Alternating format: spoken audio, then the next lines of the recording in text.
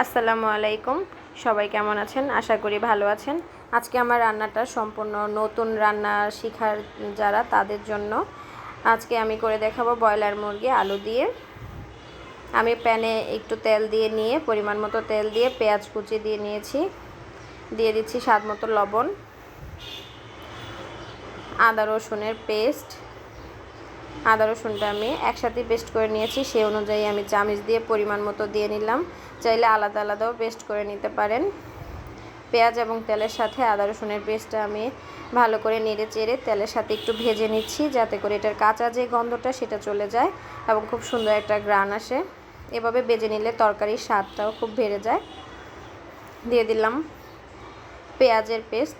পেঁয়াজের পেস্ট দিলে তরকারির ঝোলটা একটু ঘন ঘন হয়ে আসে, খেতেও ভালো লাগে। সবগুলো উপকরণকে আমি আবারও একটু নেড়েচেড়ে তেলে ভেজে নিচ্ছি। দিয়ে দিলাম মরিচের গুঁড়ো। মরিচটা যার যার টেস্ট অনুযায়ী বাড়িয়ে কমিয়ে নিতে হবে।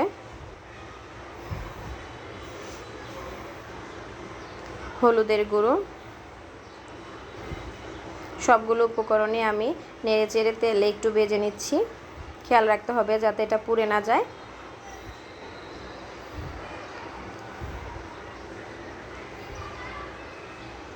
এখন আমি একটু পানি দিয়ে মশলাটাকে ভালো করে কষিয়ে নিব। যখন মশলা থেকে সুন্দর একটা স্মেল আসবে তখন বুঝতে হবে যে আমার মশলাটা হয়ে গেছে।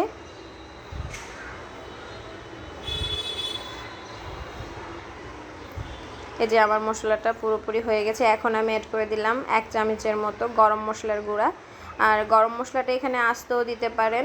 দারচিনি, এলাচ, লং যে মশলাগুলো থাকে ওই মশলাগুলো আমি হালকা একটু গরম করে তারপর ব্লেন্ড করে নিয়েছি, যাতে করে আমার বাচ্চাদের অনেক সময় খাওয়ার সময় ওদের মুখে পড়ে, তো ওদের খুব বিরক্ত লাগে। সেজন্য আমি এটাকে একদম ব্লেন্ড করে গুঁড়ো করে নিয়েছি। আর এভাবে দিলে হয় কি মশলাটার ঘ্রাণটা আরও বেশি সুন্দর আসে।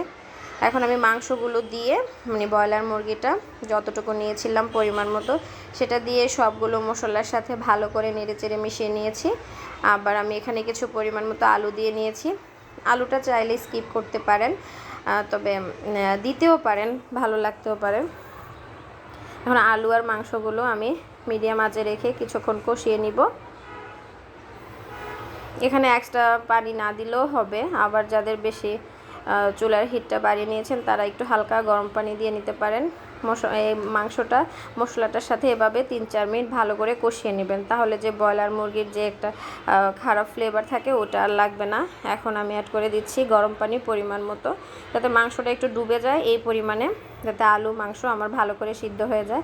আমি 4-5টা একটু নেড়ে চেড়ে নিচটাও নেড়ে চেড়ে ঢাকনা দিয়ে ভালো করে ঢেকে দিলাম এবং পরিমাণ মতো পর্যাপ্ত সময় নিয়ে আমি এটাকে সিদ্ধ করে নিলাম। এই যে এটা বলক এসে গেছে। এখন আবার আমি একটু নেড়ে চেড়ে নিব।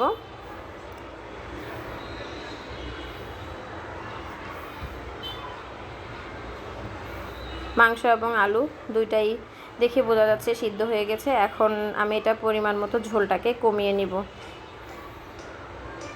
আমি একটা আলু চেক করে দেখলাম পুরোপুরি সিদ্ধ হয়ে গেছে। এখন আমি দিয়ে দিলাম ভাজা জিরে গুঁড়ো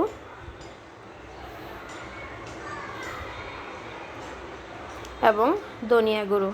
জিরে এবং ধনিয়া গুঁড়ো আমার সুবিধার্থে আমি ব্লেন্ড করে নিয়েছিলাম। আবার ঢাকনা দিয়ে আমি কিছুক্ষণের জন্য ঢেকে দিলাম। এই যে আমার ঝোলটা শুকিয়ে গেছে। আজকের মতো এখানে ঝোলটা যথেষ্ট ঘন হয়ে এসেছে।